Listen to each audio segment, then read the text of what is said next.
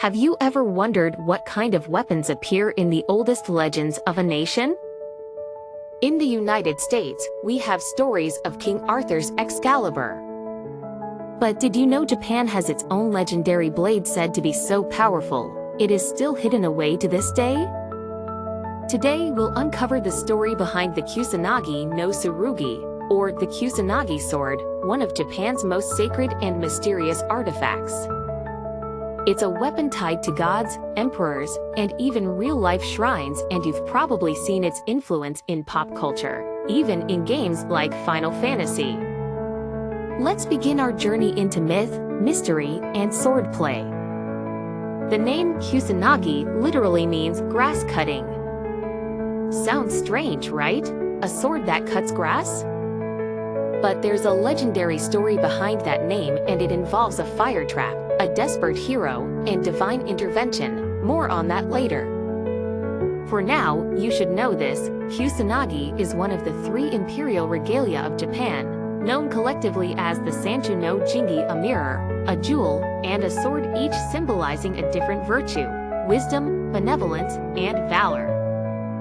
Unlike Excalibur, which is known through medieval literature, the Kusanagi sword is tied directly to the Japanese imperial line.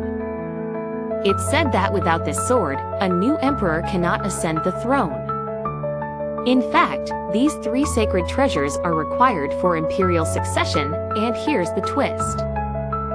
Nobody alive has actually seen the Kusanagi sword. Not the emperor, not priests, not scholars, no one.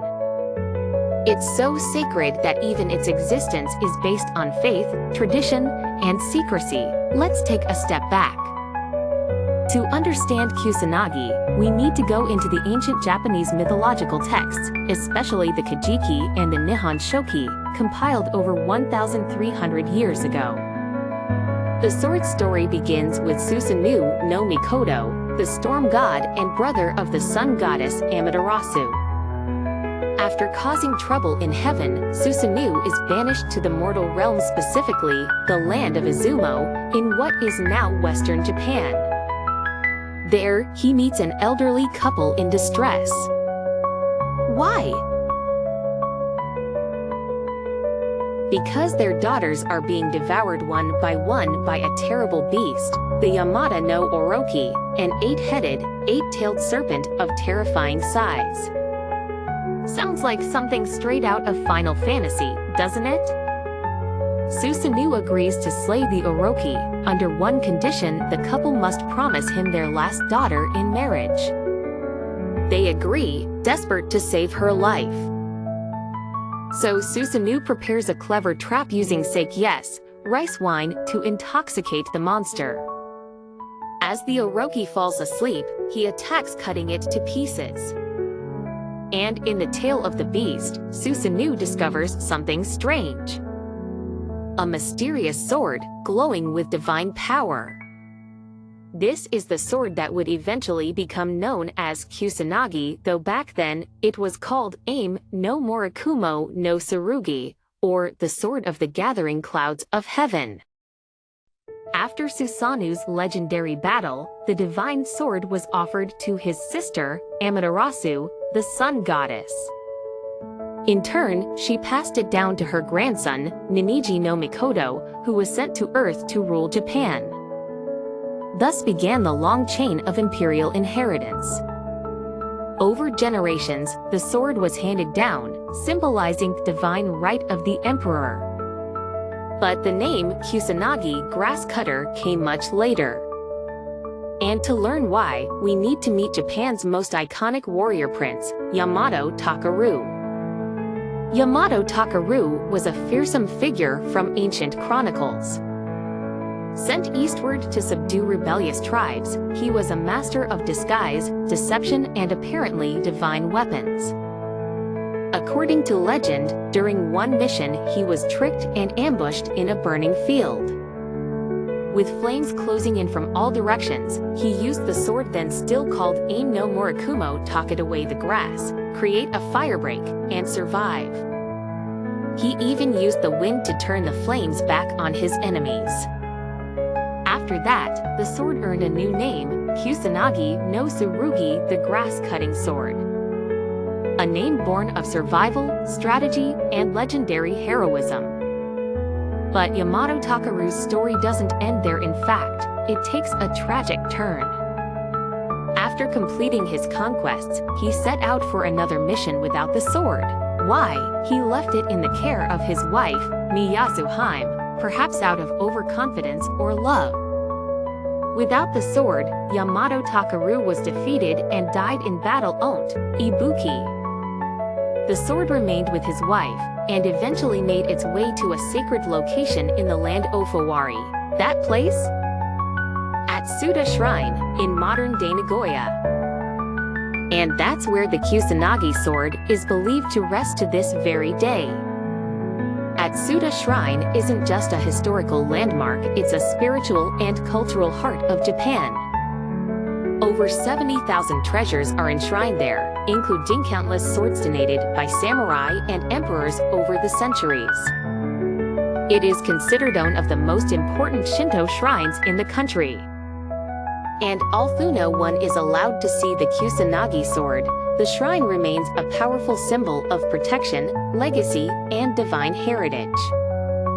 Visitors come not to gaze at the sword, but to feel its presence, a mysterious aura that has drawn people for over a millennium. Narration. Now, this may be the point where fantasy and reality start to blur. Because over the centuries, the Kusanagi sword has been stolen, lost, and even blamed for curses.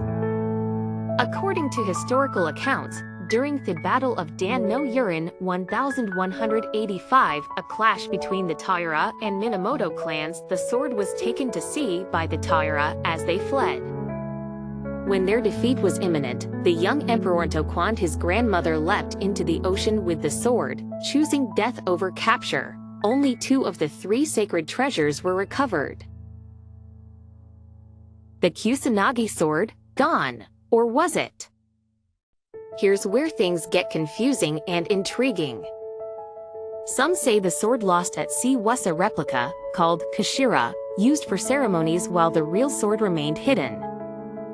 Others believe that after the loss, a new ceremonial sword was forged to take its place, maintaining the imperial lineage. Even today, during imperial enthronements, the Kusanagi sword is presented in a silken bundle, never opened, its authenticity unknown, but its symbolic power undeniable. Is it real? Is it fake? It almost doesn't matter. What matters is belief. And yet, tales of the sword's mysterious power continue. To curses felling those who tried to reveal it, from attempted thefts during the Asuka period, to mysterious lights and events, spontaneous deaths associated with the sword's aura. These are not just rumors, they are recorded events in imperial archives and ancient scrolls. One story tells of an emperor who tried to draw the blade from its scabbard. As he did, it shined with blinding light, filling the room.